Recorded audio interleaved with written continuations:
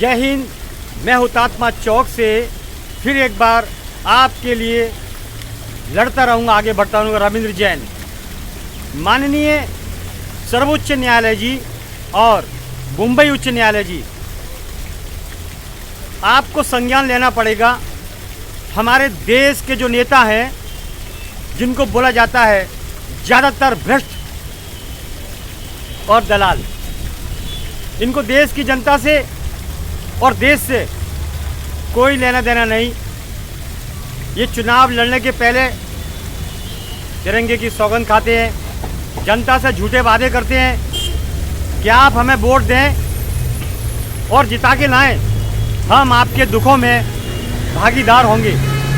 लेकिन भारत की 130 करोड़ की जनता वो नासमझ है और वोट दे देती है ये लॉलीपॉप खा के, नेताओं की मीठी बातों में आके। और फिर नेता क्या करता है, सत्ता पे आने के बाद सबसे पहले उसको जो चिंता रहती है कि 5 साल मुझे मिले हैं, इस 5 साल में अगर मैंने मेरी ज़िंदगी के दिन अगर अय्याशी में नहीं गुजारे तो लानत है मेरी ज़िंदगी के ऊपर कि मैं भारत का नेता हूँ। तो ऐसे दलाल नेता, भ्रष्ट नेता हमारे भारत के हो चुके हैं। तो सबसे पहले क्या करते हैं कि 5 साल में वो देश को लूटने का काम करते हैं।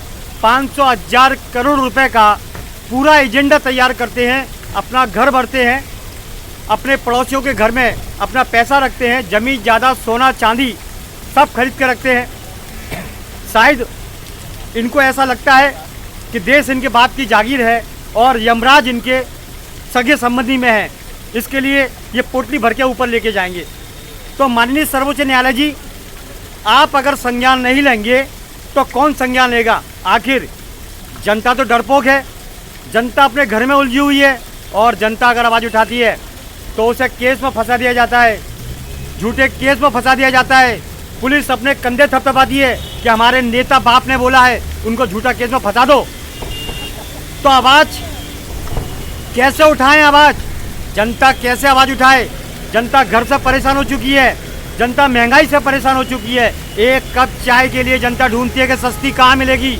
घर में बच्चों को दूध नहीं मिल पाता है, पढ़ाई के लिए पैसे नहीं है, किराए पर रहने वालों के लिए किराया देने के लिए पैसे नहीं है। और हमारे भारत के नेता फुल अय्याशी करते हैं देश की जनता के पैसों से। जीएसटी का इतना पैसा आता है, हर जगह टैक्स टैक्स टैक्स। आदमी का ढांचा निकल के खड़ा हो गया है, टैक्स दे दे के आदमी पागल हो चुका है। अब आप मुझे बताइए, हमारे भारत के नेता जिस कानून की, धर्म की, तिरंगे की सौगंध खाते हैं कि हम अपने देश को बचाएंगे, अपने देश की तरक्की करेंगे, या तो हर जनता को नंगा करने का काम कर दिया। किसी हॉस्पिटल में जाइए, 2, 5, 10 लाख का बिल आ जाएगा, आपका घर बिक जाएगा। किसी शिक्षण संस्था में जाइए, एडमिशन लीजिए, 2-5 लाख रुपए की वो क्या बोलते हैं, डोनेशन मांगेंगे। क्या हाल है हमारे भारत का। बच्चों को पढ़ाने के लिए, खिलाने के लिए पैसे नहीं है तो डोनेशन कहाँ से लाएंगे? कानून की एजेंसियाँ क्या करती हैं? इसका मतलब ये है कि नीचे से ऊपर तक सब एक ही रंग में रंगे हुए हैं, तू भी खा और मैं भी खाता हूँ। वरना भारत तो महान था, भारत तो यज्ञों का देश था, महारत वेदांतों का देश था, भारत शास्त्रों का देश था। और भारत के अंदर शिवाजी महाराज ने जन्म लिया, भारत के अंदर पृथ्वीराज चौहान ने जन्म लिया, भारत के अंदर सुभाष चंद्र बोस ने जन्म लिया। फिर क्या कारण है ऐसे दलाल नेताओं का अड्डा गढ़ भारत में बढ़ता चला गया? भेड़ियों की भीड़ भारत के अंदर, ये शर्मनाक विषय है। भारत शेरों की नगरी थी, योद्धाओं की नगरी थी, आज लुटेरों की, वसूलीबाजों की हो चुकी है। माननीय सर्वोच्च न्यायालय जी, आपसे हाथ जोड़ के विनती है, देश को बचाइए, देश को बचाइए, देश को बचाइए। जनहित में मैं रविंद्र जैन। जय हिंद।